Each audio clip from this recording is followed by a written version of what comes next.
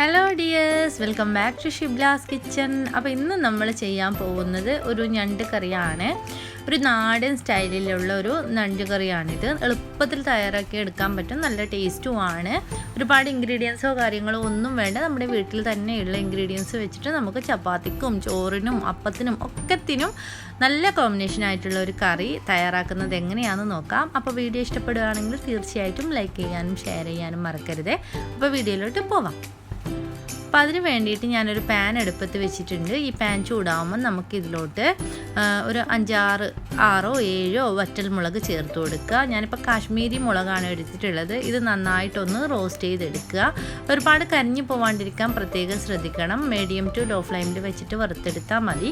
ഇതൊന്ന് വറന്ന് വരുന്ന സമയത്ത് നമുക്കിതിലോട്ട് 2 ടേബിൾ സ്പൂൺ മുഴുവൻ മല്ലിയും കൂടി ചേർത്ത് കൊടുത്തിട്ട് നന്നായിട്ടൊന്ന് റോസ്റ്റ് ചെയ്തെടുക്കുക. മീഡിയം ടു ലോ ഫ്ലെയിമിൽ വെച്ചിട്ട് തന്നെ റോസ്റ്റ് ചെയ്തെടുക്കണം. ഒരുപാട് കരിഞ്ഞ് പോയി കഴിഞ്ഞാൽ പിന്നെ ടേസ്റ്റ് ഉണ്ടാവില്ല. അപ്പോൾ ഇത് റെഡി ആയിട്ടുണ്ട്. ഇനി ഇത് നമുക്ക് മാറ്റി വെക്കാം. ഇനി ഇതേ പാനിലോട്ട് തന്നെ നമുക്ക് 1 കപ്പ് തേങ്ങ ചിരകിയത് ചേർത്ത് കൊടുക്കാം. തേങ്ങയും കൂടി നന്നായിട്ടൊന്ന് വറുത്തെടുക്കണം. തേങ്ങയുടെ ആ ഒരു ഡ്രൈനെസ് ഫീൽ ചെയ്യുമല്ലോ. തേങ്ങ കുറച്ചൊന്ന് ഡ്രൈ ആയി കഴിയുമ്പം നല്ലൊരു സ്മെല്ല് വരും. ആ ഒരു സ്മെല്ല് വരുമ്പം നമ്മൾ ഫ്ലെയിം ഓഫ് ചെയ്താൽ മതി. ഒരുപാട് ഡ്രൈ ആവണം എന്നില്ല. ഈ തേങ്ങയും അതുപോലെ തന്നെ ഈ മുളകും കൂടി ഞാൻ തണുക്കാൻ വേണ്ടി മാറ്റി വെച്ചിട്ടുണ്ട്.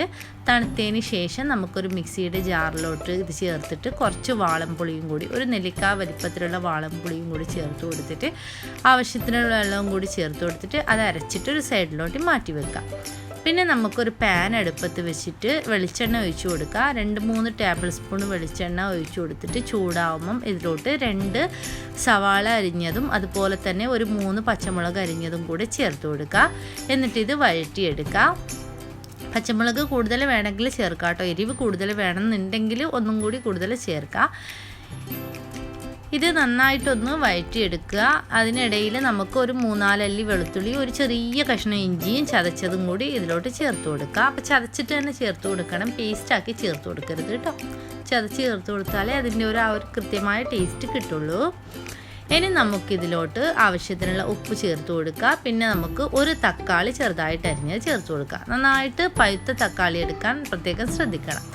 ഈ തക്കാളി നന്നായിട്ടൊന്ന് വഴറ്റിയെടുക്കുക. ഇനി നമുക്കിതിലോട്ട് ചേർത്ത് കൊടുക്കേണ്ടത് 1/4 ടീസ്പൂണ് മഞ്ഞൾപ്പൊടിയാണ്. അപ്പോൾ ഈ മഞ്ഞൾപ്പൊടിയും കൂടെ ചേർത്ത് കൊടുത്തിട്ട് ഒന്ന് മിക്സ് ആയതിന് ശേഷം നമുക്കിതിലോട്ട് കഴുകി വൃത്തിയാക്കി വെച്ചിട്ടുള്ള ഞണ്ട് ചേർത്ത് കൊടുക്കുക. ഞാനിവിടെ 1/2 കിലോ ഞണ്ട് നന്നായിട്ട് ക്ലീൻ ചെയ്തിട്ട് വെച്ചിട്ടുണ്ട്. അപ്പോൾ ഞണ്ട് മുറിക്കേണ്ട രീതിയൊക്കെ എല്ലാവർക്കും അറിയാമെന്ന് വിചാരിക്കുന്നു. അറിയില്ല എന്നുണ്ടെങ്കിൽ വേണമെങ്കിൽ കമൻറ്റ് ചെയ്തോളൂ, ഞാൻ ഒരു വീഡിയോ ആക്കിയിട്ട് ഇടാം കേട്ടോ. ഇപ്പോൾ ഈ ഞണ്ട് ഈ ഒരു മസാലയിൽ നന്നായിട്ട് മിക്സ് ചെയ്തെടുത്തിട്ടുണ്ട്. അപ്പോൾ മിക്സ് ചെയ്തെടുത്തിട്ട് നമ്മൾ നേരത്തെ അരച്ച് വെച്ചിട്ടുള്ള ആ ഒരു അരപ്പുണ്ടല്ലോ, ആ ഒരു അരപ്പും കൂടി ഇതിലോട്ട് ചേർത്ത് കൊടുക്കുക. എന്നിട്ട് നമുക്ക് ഗ്രേവിക്ക് ആവശ്യമായിട്ടുള്ള വെള്ളം ആ ഒരു മിക്സിയുടെ ജാറിലോട്ട് തന്നെ ഒഴിച്ചിട്ട് ഈ ഒരു കറിയിലോട്ട് ഒഴിച്ചു കൊടുക്കുന്നുണ്ട്. എന്നിട്ട് നന്നായിട്ട് മിക്സ് ചെയ്തെടുക്കണം. ഒരുപാട് വെള്ളം ചേർത്ത് കൊടുക്കേണ്ട. ഒരുപാട് വെള്ളമായി കഴിഞ്ഞാൽ ടേസ്റ്റ് ഉണ്ടാവില്ല, പക്ഷെ ഒരുപാട് കട്ടിയായി കഴിഞ്ഞാലും ടേസ്റ്റ് ഉണ്ടാവില്ല. ഒരു കണക്കിനുള്ള വെള്ളം ചേർത്ത് കൊടുക്കുക. എന്നിട്ട് നന്നായിട്ടൊന്ന് മിക്സ് ചെയ്തെടുക്കുക കേട്ടോ. ഞാനിപ്പോൾ കുറച്ചും കൂടി വെള്ളം ചേർത്ത് കൊടുക്കുന്നുണ്ട്. കുറച്ച് കട്ടിയിലാണ് ഉള്ളത്, അതുകൊണ്ട് തന്നെ കുറച്ചും കൂടി വെള്ളം ചേർത്ത് കൊടുത്തിട്ട് നന്നായിട്ടൊന്ന് മിക്സ് ചെയ്തെടുക്കുന്നുണ്ട്. ഇനി നമുക്കിത് മൂടി വെച്ചിട്ട് നന്നായിട്ട് ഒരു 5 മുതൽ 10 മിനിറ്റ് വരെ തിളപ്പിച്ചെടുക്കാം. ഇപ്പോൾ ഒരു 10 മിനിറ്റ് തിളച്ച് കഴിഞ്ഞിട്ടുണ്ട്. ഇപ്പം നമ്മുടെ ഞണ്ടൊക്കെ നന്നായിട്ട് വെന്ത് വന്നിട്ടുണ്ട്. ആ ഒരു ഗ്രേവിയുടെ കൺസിസ്റ്റൻസിയൊക്കെ കറക്റ്റായിട്ട് വന്നിട്ടുണ്ട്. വേണമെങ്കിൽ നിങ്ങൾക്ക് ഉപ്പൊക്കെ ഒന്ന് ചെക്ക് ചെയ്തിട്ട് വേണമെന്നുണ്ടെങ്കിൽ ചേർത്ത് കൊടുക്കുക. അപ്പോൾ നമ്മുടെ കറി റെഡി ആയിട്ടുണ്ട്. ഇനി നമുക്കിതിലോട്ട് കറിവേപ്പിലയും മല്ലിയിലയും കൂടെ ചേർത്ത് കൊടുക്കുക. ഞാനിപ്പോൾ മല്ലിയിലയാണ് ചേർത്ത് കൊടുക്കുന്നത്. കറിവേപ്പിലയും കൂടി ഉണ്ടെങ്കിൽ കൂടുതൽ ടേസ്റ്റ് കിട്ടും. ഇനി ഇത് നന്നായിട്ട് മിക്സ് ചെയ്തിട്ട് നമുക്ക് മൂടി വെക്കാം. ഇപ്പം ഞാൻ ഫ്ലെയിം ഓഫ് ചെയ്തിട്ടുണ്ട് കേട്ടോ. ഫ്ലെയിം ഓഫ് ചെയ്തിട്ട് ഒരു 10 മിനിറ്റ് മൂടി വെച്ചതിന് ശേഷം നമ്മൾ സെർവ് ചെയ്യണം. എന്നാലേ നമുക്ക് നല്ലൊരു കറക്റ്റ് കൺസിസ്റ്റൻസിയിൽ കിട്ടുള്ളൂ. 10 മിനിറ്റ് ഇതുപോലെ മൂടി വെച്ചതിന് ശേഷം നമ്മളിത് സെർവ് ചെയ്യാണ്. അപ്പോൾ ഈ ഒരു കറി എന്ന് പറയുന്നത് നമ്മുടെ ചപ്പാത്തിക്കും പൊറോട്ടക്കും അതുപോലെ തന്നെ വെള്ളയപ്പം, ഇടിയപ്പം എല്ലാത്തിനും സൂപ്പർ കോമ്പിനേഷൻ ആണ്.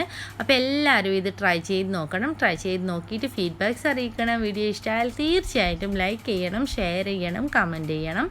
അതുപോലെ തന്നെ എൻ്റെ ചാനൽ ഇതുവരെ സബ്സ്ക്രൈബ് ചെയ്തിട്ടില്ല എന്നുണ്ടെങ്കിൽ സബ്സ്ക്രൈബും കൂടി ചെയ്യണം. അതുപോലെ തന്നെ ട്രെല്ല് എന്ന ആപ്പിൽ ഞാൻ വീഡിയോ ചെയ്യുന്നുണ്ട്. അപ്പോൾ ആ ട്രെല്ലിലും കൂടി എന്നെ ഫോളോ ചെയ്യാൻ മറക്കരുത്. അപ്പോൾ വീണ്ടും നല്ലൊരു വീഡിയോ ആയിട്ട് വരാം. അതുവരേക്കും take care. Bye. Thank U.